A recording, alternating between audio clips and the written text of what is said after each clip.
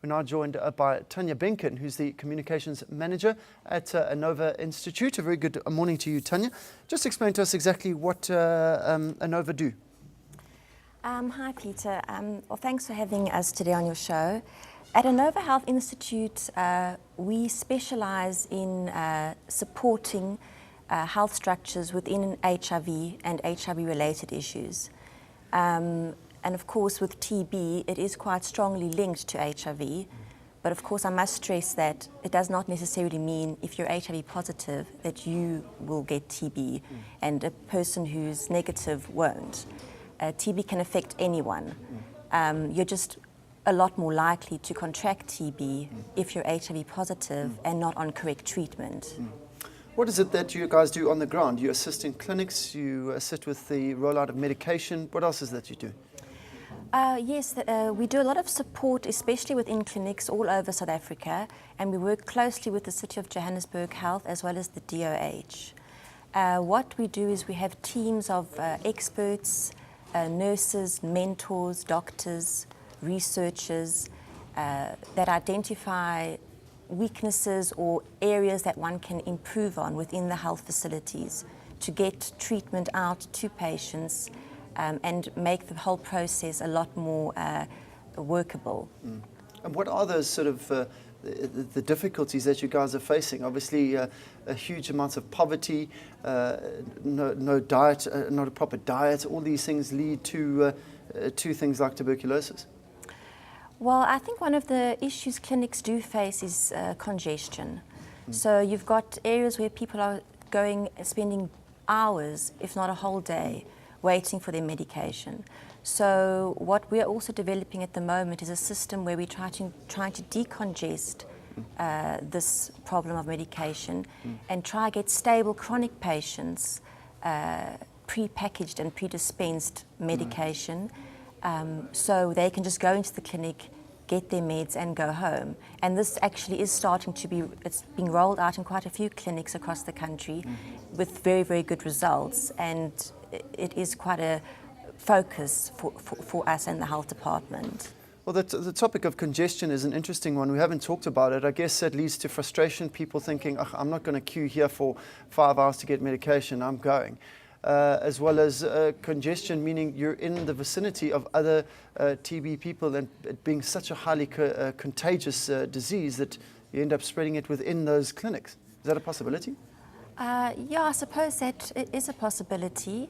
That's also why they do they have an initiative where they have you compartmentalize the sections of your chronic illnesses.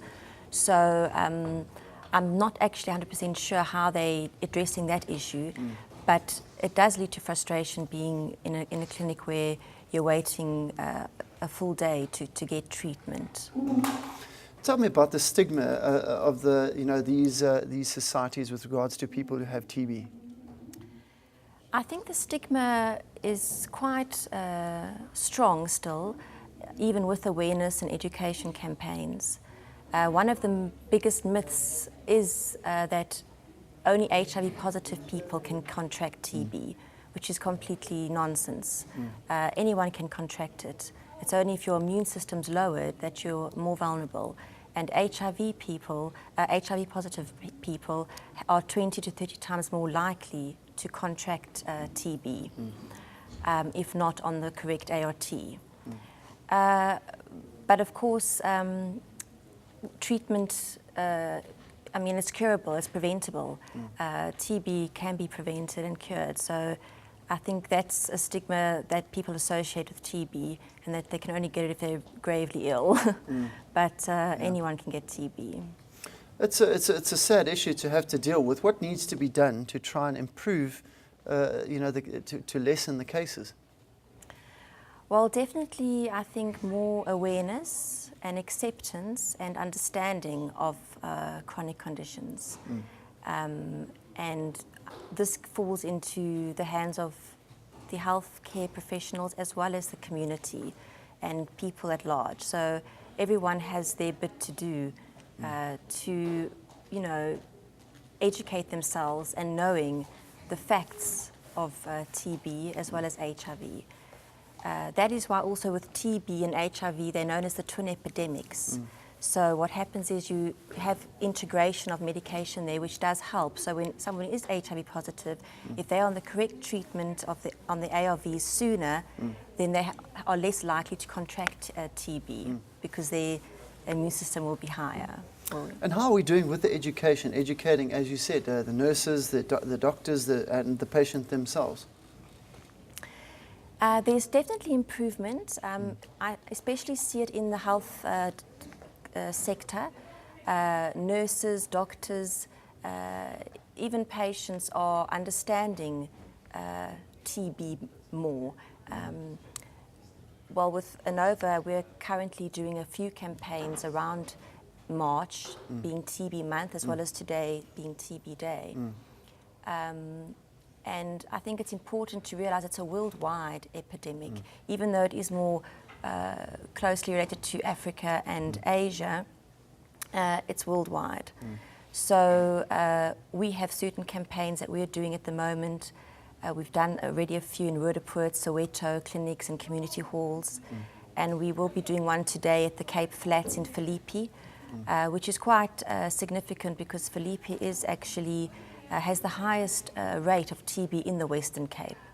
So our community outreach workers and so on are going there and at the Philippi Plaza, and they will be doing awareness, education, demonstrations, even screenings, because the sooner you get tested, the sooner you can get onto treatment. Just explain that process. Obviously, once you're diagnosed with TB, what is the process from there in terms of the time that it takes to get your medication, as well as the symptoms? Do they take a dive? I mean, do you feel better sooner? Explain that process. From what I understand with TB is, obviously if you catch it sooner, your course of antibiotics that you go on to would be a less time. But you do have to go on antibiotics for quite some time, about 4 to 9 months, depending on the severity of the infection. And then of course, if you're hospitalized, that is in the worst case, you know, if you're really quite ill. But yeah, after your course of antibiotics, then you're fine. We're just looking at the sort of economic effect of having so many people out with tuberculosis. It has a huge economic effect. You know, you're looking at the mining sectors, you're looking at the prisons. You know, treating them has a huge economic effect, and if we can get in early, it will help the economy.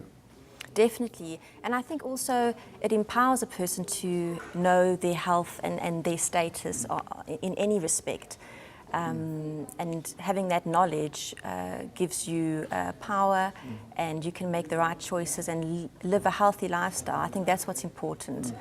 And I definitely see a trend and change where people are moving more towards knowing their health and being more in touch and in tune with themselves. What other sort of things do Anova do? Do you obviously deal with HIV as well? What other sort of campaigns do you run? Yes, well, we have various projects. One of which at the moment we have, it's Health for Men, which is quite a big project of ours, which specifically focuses on quite marginalized groups of people, such as men who have sex with men, commonly known as MSM. And what our teams do in this situation is we go into the community as well as clinics and try educate and create awareness around these groups of people who often are more reluctant to seek help if they are either having an STI or might feel that they might be HIV positive through their sexual behavior. And this is trying to educate people that, you know, these groups of people exist and we must embrace them because we're all human. So we just need to, you know, get people on treatment, and people mustn't be further made to feel, oh my gosh, I'm too scared, people are going to judge me. So we do a lot of work also in that, as well as prevention to mother transmission, PMTCT, and lots of HIV mentoring and research and skills training, and working in the clinics as well. And where do you get your sort of backing from? Is it an NGO or? Yes, we're mainly funded by PEPFAR and USAID. Those are our main funders, and we obviously have many partners with universities and researchers, HIFSA, a lot of other NGOs, but they're our main funders, yes. Well, fantastic. Thanks for coming in today. I'm chatting to Tanya Binken. She's from Anova Health, and they're doing some fantastic work with regards to tuberculosis, that huge problem in South Africa.